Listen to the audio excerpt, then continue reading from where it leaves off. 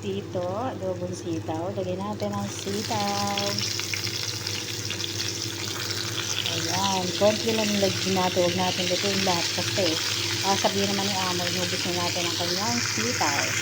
For the gisa-gisa lang ang pig. For gisa-gisa lang ang pig.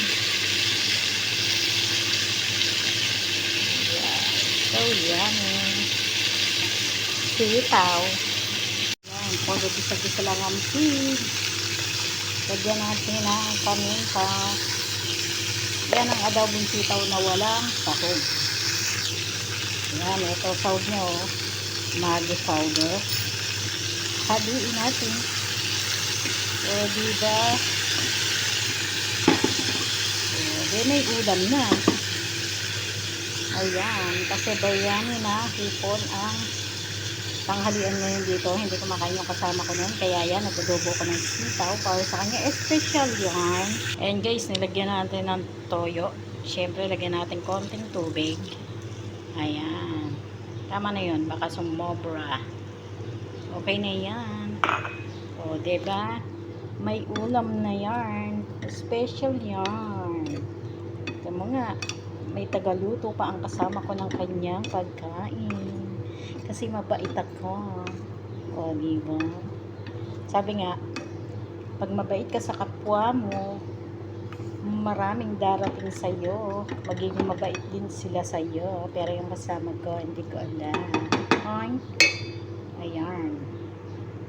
Bait yan. Ayan, guys.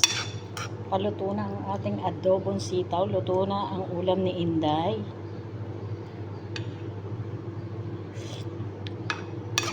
Sarap. O, yan. O, may ulam na siya. O, diba?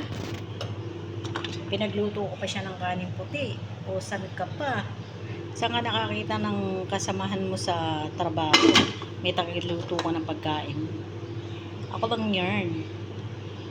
Karamihan sa mga katulong. Hindi naman lahat, ha? Minsan, hindi sila ganyan. Yung bang kanya-kanya sila ng luto. Ayan, takpan natin. Pamiyamiyal, luto na yan. Para sa akin, luto na yan. Ito, para sa akin, luto na siya. Dahil mas masarap yung hindi siya lutong-luto. Ayan, o diba, may ulam na ang ating magaling na kasama. Ang sip-sip na kasama, yan yarn. O, bait yarn.